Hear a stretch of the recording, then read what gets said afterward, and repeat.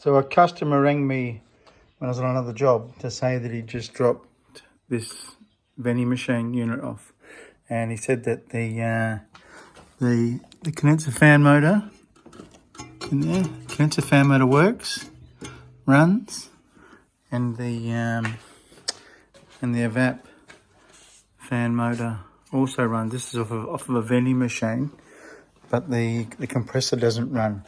So I've taken the cover off, and I think what I'll do first, I'll hook up my obviously first check the windings, and I'll take this off, check the windings, and see if it's worth going any further.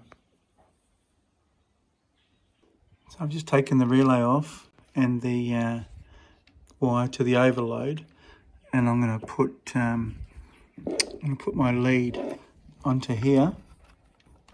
Let me just turn the phone off for a sec, put it on pause. So I've got my lead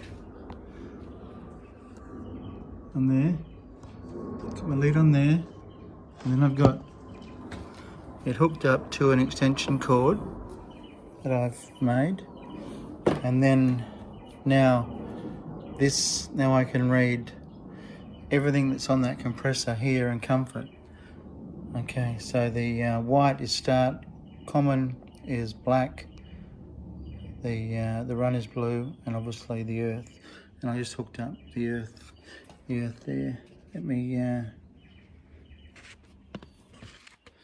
try and do this so you can see what's going on here.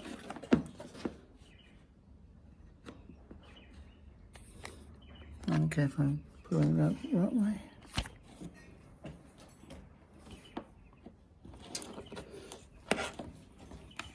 Okay, so we've got run to common. So I'm just going to write them down here. Run to common is 7.6. So run to common 7.6. Common to start. So common to start is, what did that say?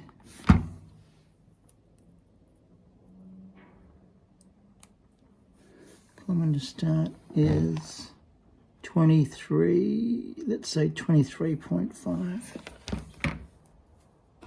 23.5. And start to run is 28. Hold on. Just jumping over the place here. Hold on, let me get a better connection.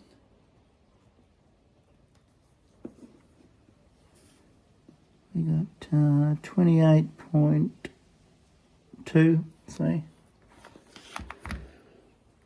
28.2. 23. It's a little bit out. So start to common, that adds up to 31. Run to start adds up to 28.2. So it's a bit out. Let me hook it up to the, I'm going to take this off and hook this in to my meter here, but I think this is buggered. Let's, okay, so I've taken the meter lead off, hooked it in to the compressor analyzer, and there's our voltage. Let's turn it on and see what happens, but I'm not thinking it's going to be any good.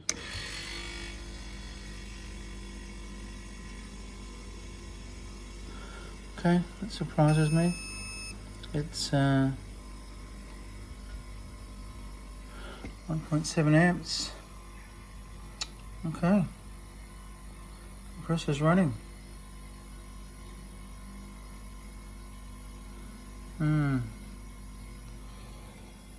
Okay. All right. Well, I'll change the compressor electrics and run it with the condenser fan motor going, and see what happens. But I've got to try and hook up something, rig something up to get power to it.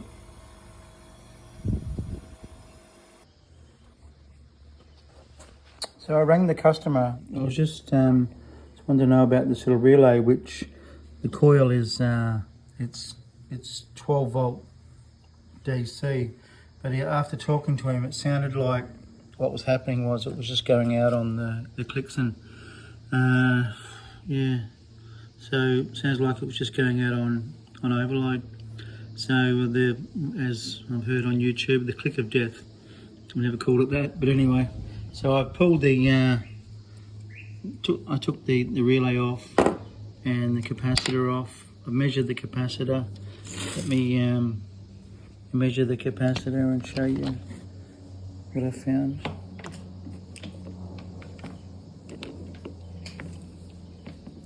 So I got my meter on microfarads, capacitor reading, capacitance, whatever it's freaking called. And this capacitor should be between 43 and 52 microfarads, and it's reading. Okay, it is reading nothing, pretty much, and reading nothing. But I mean, it's obviously telltale signs. Once I rip the cover off, the capacitor has exploded. Probably, if you had to guess, it's probably exploded because of the relay has jammed on. So it's when you have a situation like this, you would never just replace one, you'd replace both. So I'm going to wire up, put a new relay capacitor combination on here. I'm going to use the same overload. I know that overload was working because she said that it was clicking it on and off. So I'll and then I've got to hook up. Looking at this, I've got to hook up power to the red one to supply power to the VAP fan motor up there, and I've got to put power on the black one to supply power to the compressor, and I've got to put neutral on the yellow one. So I'm going to just fart around and hook something up temporary, and so I can run it. So I've just put the common from the Clixon back onto the wire from the Clixon back onto the common, and then the right is run and the left is start. So all I'm going to do is I'm going to fit one of these things. It's just a relay capacitor, not a 3-in-1, because I'm using the overload from the compressor. So all I've got to do is hook up the neutral to this wire. Neutral, this goes to the run, and hook up the other one to the start. It's done. Easy.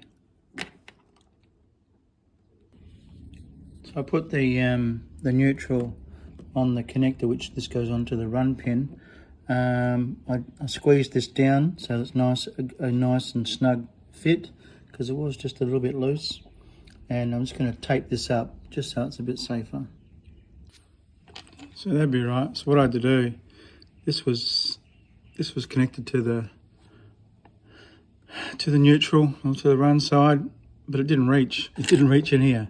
So I've made up just a different wire, connected it back to the neutral, connected that same lead onto the neutral, same thing. It's just connected up here instead of down there. It's probably neater. And this is not going to touch anything. I actually just cut the neutral off of there. There's nothing there for it to touch. Could be a bit of tape there, but it's not going to cause an issue. All right, let me neaten it all up, put the cover on. So before I actually do that, I might just, as a relay here, let me just make sure this is not buggered. Obviously, obviously these two wires plug into the relay, and to operate the compressor. So what if this relay's buggered? Maybe I should check this first. So I've got my meter on ohms. I don't know what pins are what on this thing. So let me just check and see if I can find the coil. Which one is the coil? So this one's got resistance. So this is 117.7. Okay, so this is the coil, and this is open circuit. So this is the switch. Yep, the coil's right. Okay, so I'm going to get I'm going to put these on here and see if I can switch this. Okay. So I cut the leads off, which were going here to this, because I had to jerry rig it so I can run it. So I've hooked up a cord as I plug on into that. So I've put power on the red, which is the power to the evap motor, and the black, which is the power to the compressor, and then I've hooked up the blue, the neutral, to the neutral here for the evap motor, and then the neutral comes back here, connects here, and goes back to the compressor. So now, if we turn it on, it's off on my thing here. So let me plug. I'm just going to plug this in to my analyzer. So now I can. So I've got my voltage here, 250 volts. Now I've got control here. I can just turn it on, turn it off as I wish. So let's turn it on. And compressor started, 2.46 amps.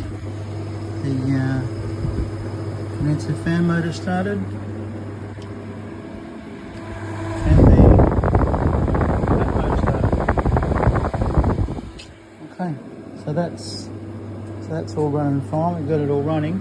So now what I'm going to do is, now I know the evap fan's okay, I'm going to take the power, turn it off, take the power off of the evap fan, and just run it and see how far, run it without the evap fan and see how far the refrigerant gets. Just checking the gas charge. Hopefully I've given it enough break for the pressures to equalise. I suppose the only thing that does concern me a little bit is that there's a Schrader valve there, and doesn't look like, unless the person who did this before put in a copper spun dryer, which maybe they did, I'm not sure, but I'm guessing that's probably original. So I'm guessing that maybe gas has been put into this and they haven't replaced the dryer.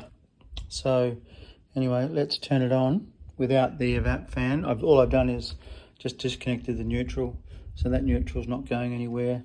It's safe here. Let's turn it on. Okay, it's running. All right, so it's running.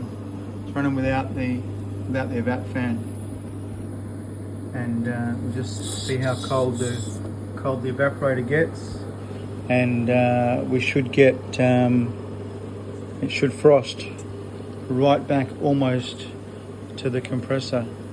Okay, let's see what happens. So just running it, and I thought I'd just check obviously I'm going to clean the evaporator and clean the condenser, but I can see that the blade is not in where the cowling should be. The blade is not in the right spot, but look, it's pushing the air out. It's been changed at one point, and it's incorrect. You see, it's pushing the air out instead of sucking the air in. When it stops in a sec, I'll see if the blade's been put on backwards.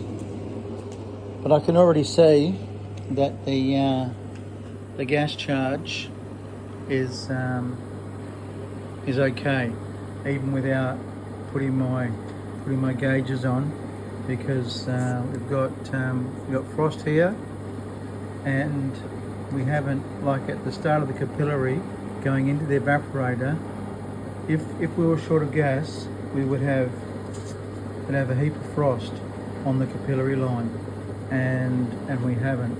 So obviously the condenser, the evaporator needs cleaning, but the gas charge is fine, and so that's a good thing. I don't have to worry about the gas, but I do need to worry about that condenser fan motor, because let me turn it off and check and see.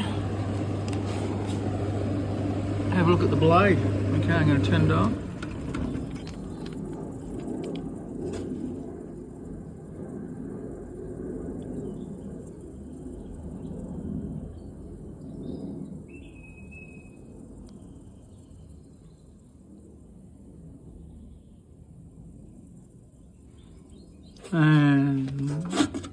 And yeah, it's the actual blade is correct.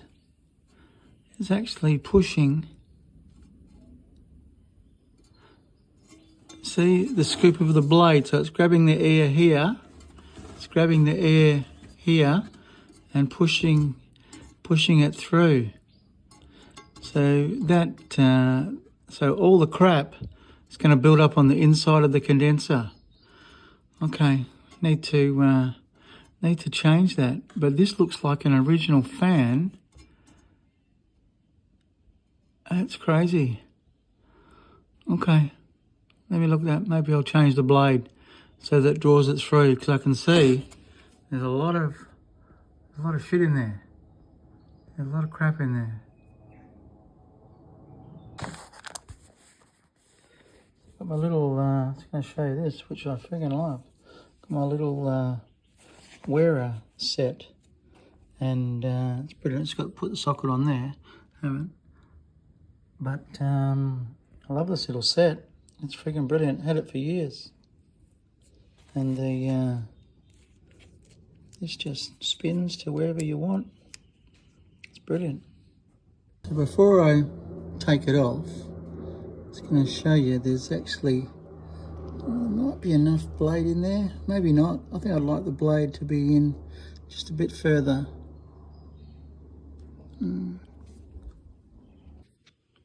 Without damaging the blade, I managed to get it out. It wasn't that easy, but there is a lot of crap in that condenser on the inside. So the fan motor is turning this way. So it grabs the air here and pushes it out, which is what it's doing. It's pushing it through the condenser. So let me show you. So this is the way it was, turning this way, pushing the air out. If I turn the fan blade over, then it's spinning this way, but it's using the wrong part of the blade.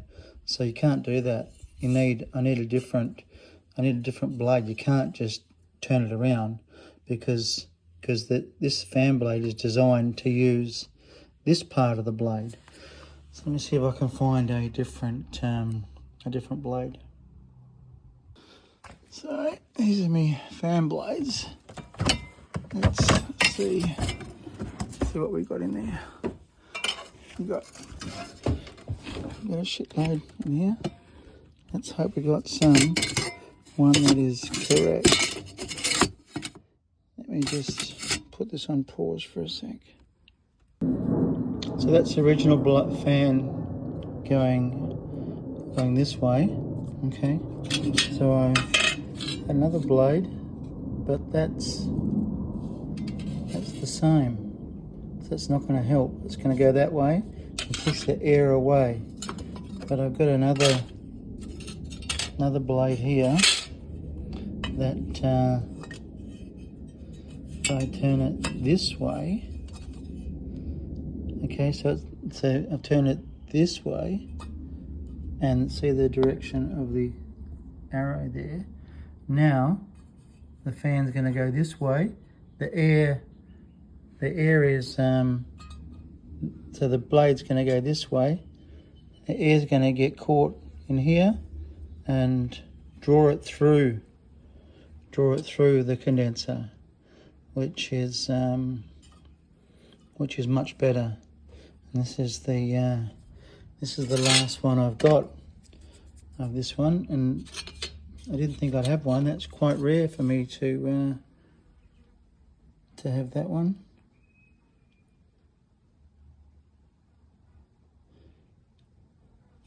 Yeah.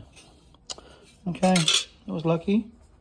Okay, I'm going to just clean this fan mode up a little bit, put this blade on, and that will be much better.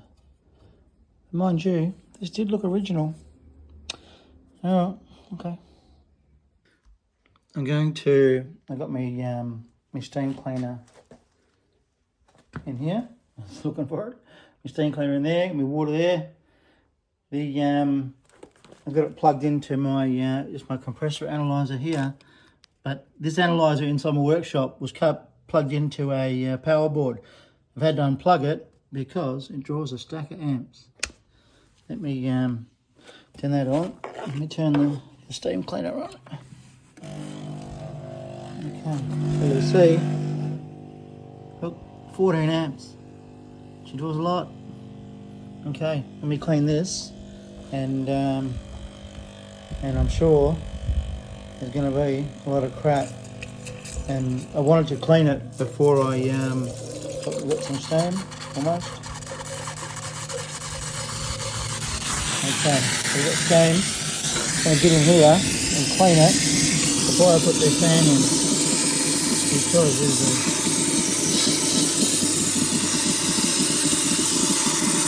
hard to see, but there'll be a lot of crap coming out of this.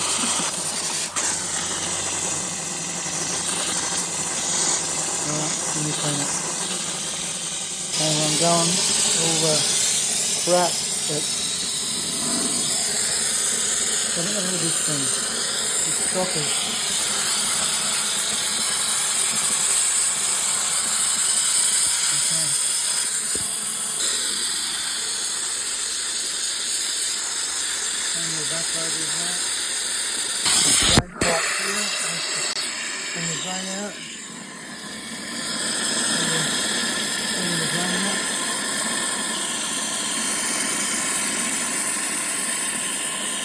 Look at all this crap in here.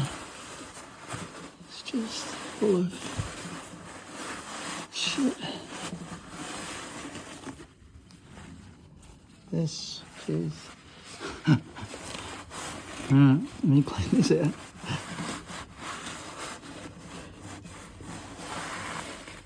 Bloody hell. And this side, all the shit that's in here. So, it's all coming out of the condenser. My God. Because the customer couldn't get to the inside of the inside of the condenser. Now that it's all clean in there, I need to just check the fan blade, make sure it's not out of balance, even though it's new. It looks all right to me. Okay. So I put it back on the middle. So there's three holes here. See the 3 holes? I'll put it back on the middle one where it was. But look, if I left it there, look, the the fan motor, the fan blade, is nowhere near far enough. So let me put it on the furthest one and we'll see what it looks like. Alright, so I moved it to closest in. Now let's have a look. Okay, now that's much better. So it's going to catch the air, and otherwise before it wouldn't have caught any air. Okay, that's fine.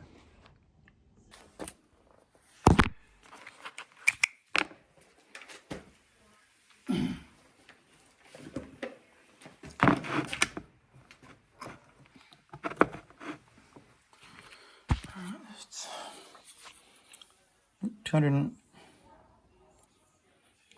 253 volts. Okay, it's turned on. Okay. Alright, so the blade's going. I can feel the air coming this way. Let's get me a bit of paper on the floor. Okay, so now it sucks in like it should. Before, they're blowing out. It hasn't been running for long, but the evaporator's all iced up, frosted up. We got liquid coming back down our suction line. We've got almost, it's been hard to see, just a little frost line just there on the capillary, which is fine. I've put, because condensate trays like this, condensate coils tend to rub and vibrate, so I just put a bit of foam there and there, just to keep it a bit more stable, so she doesn't make a noise and rattle and rub through. Okay, I'm happy with that. So I'm going to turn it off. Just got to run it all with the evap fan, and then just put it back together. Okay, it's had a little break. I just reconnected the neutral for the evap flow motor. Let's turn it on, and I can put it back together. Oh, how will I plug it in? Unplugged it to connect the neutral back up.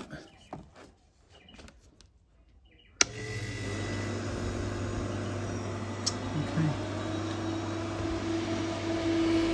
That motor's running.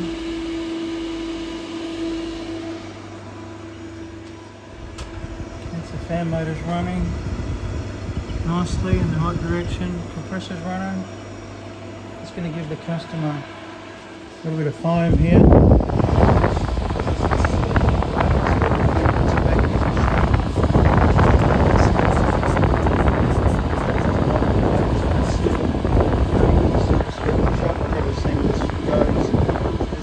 Got to push up against somewhere to seal here, so I'll give him a bit of foam as well. He can use that to, because he's going to put this unit back in. It's working perfectly. It's going to turn it off and clean up the wiring and put this end cover on, and I'm done. I left the Wago connector there, which was there for when I sort of rigged it up, and put a bit of tape on it, and I was going to put one of these, because the customer needs these wires back on so he can connect this back up when he puts it back in. So I'm just going to connect this little waterproof connector up. It'll be good.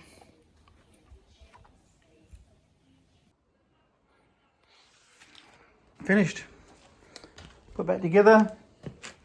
It's got his little connector here, nice and safe, waterproof. You can plug his wires back in. Oh, there's other wires obviously to plug in there, and this gets plugged in, I'm guessing like a cable must come down there or something, I don't know. And there's a sensor, a little sensor connector just here somewhere. I'm guessing that you must have a grommet or something in there. Anyway, that's what I've done.